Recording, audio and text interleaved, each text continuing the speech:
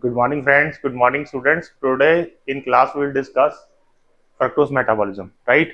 So first of all, we'll discuss the three principal dietary sources of fructose, which are honey, then dietary sucrose and fruits, right? Sucrose breaks down to form glucose and fructose. So fructose comes via sucrose as well, right? Now, coming on to the three salient features of this pathway is that the entry of fructose into the cell is not dependent on hormone insulin, right? And moreover, fructose is rapidly metabolized because the phosphofructokinase reaction is bypassed during the metabolism of fructose, right? And moreover, that if your intake of fructose is very high, right, so it will break down to form acetyl CoA, right? And acetyl CoA will further lead to cholesterol synthesis, right? So if the intake of fructose is very high, it will ultimately lead to high cholesterol levels in that patient, right? Moreover, now we start with the metabolism proper. Fructose can also be phosphorylated by hexokinase. Like this pathway is not so common. The major pathway is like this. So fructose is first phosphorylated by fructokinase, right, to form fructose 1-phosphate, right? And by aldolase B reaction, it is broken down to form glyceraldehyde and dihydroxyacetone phosphate, right? From here, it is converted to glyceraldehyde 3-phosphate by triokinase reaction, and these two intermediates can enter glycolysis, right? So it is further metabolized via glycolysis. So it clearly indicates that fructose metabolism is not separate, but the intermediates form they can enter glycolysis. So in this pathway, glyceraldehyde 3-phosphate and dihydroxyacetone phosphate they enter glycolysis, and from glycolysis it is further metabolized in the body. Now I will start with sorbitol pathway proper. Sorbitol is a polyhydroxy alcohol, right? And its complications are seen in diabetes, right? So first of all, we have glucose. It is converted to sorbitol by the enzyme aldose reductase with the presence of NADPH, right? And this sorbitol can be further converted to fructose by enzyme sorbitol dehydrogenase, right? But this enzyme aldose reductase, right? It is absent in liver, right? And the high concentration of these enzymes are also found in lens, retina, kidney, and nerve cells. Now, I will start with the complication of diabetes by this pathway. So, remember that. So, in diabetes mellitus, we have high concentration of glucose, right? So, this glucose will enter the cell, right? So, this glucose, when enters the cell, it is converted to sorbitol, right? Right. So, but sorbitol cannot be further converted to fructose because of the absence of enzyme sorbitol dehydrogenase in these four tissues, that is lens, retina, kidney, and nerve cells, right? So when this sorbitol accumulates in these tissues, this sorbitol is a hydrophilic molecule.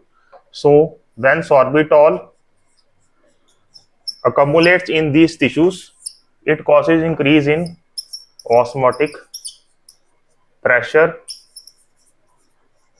in these tissues, leading to the complications like cataract, right, in the lens, and in the kidneys it can cause nephropathy, and in nerves it causes neuropathy. So the complication of diabetes are due to this pathway because the sorbitol that accumulates cannot be further degraded from fructose because of the absence of this enzyme, and when sorbitol accumulates it causes increasing osmotic pressure due to its hydrophilic nature. So that changes the permeability of the lens, causing retina, and in the kidneys it causes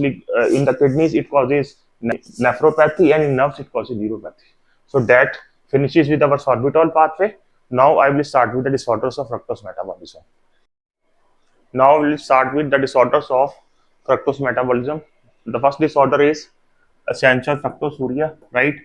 In this, fructose is converted to fructose 1-phosphate, but due to deficiency of this enzyme or low levels of this enzyme, fructose cannot be converted to fructose 1-phosphate, right? So it is normally a asymptomatic condition, and the treatment includes diet free from fructose, right? So the patient should be avoided with honey and sucrose and fruits, right? Now we'll start with the second disorder.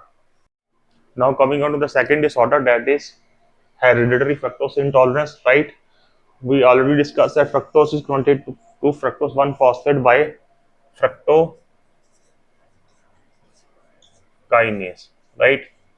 And fructose 1 phosphate is further degraded from glyceraldehyde and dihydroxyacetone phosphate by aldolase B, right? So this enzyme is defective in this disorder, right?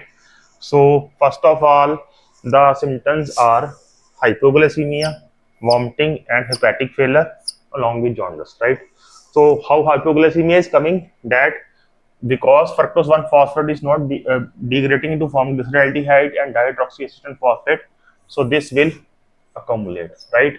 So fructose 1 phosphate will allosterically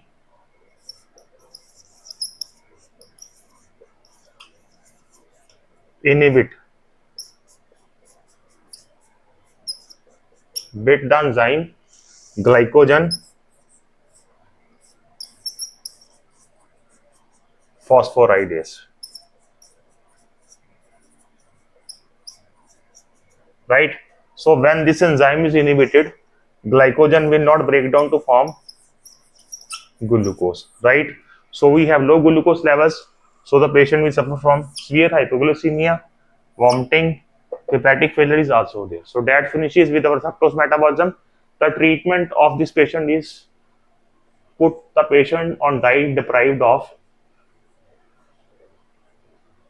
fructose. There should be no fructose given in the diet. That means we should not give the patient any honey, any fruits, and sucrose, because sucrose further degrades to form fructose. So that finishes with the fructose metabolism. So please like the channel and subscribe it. Best wishes.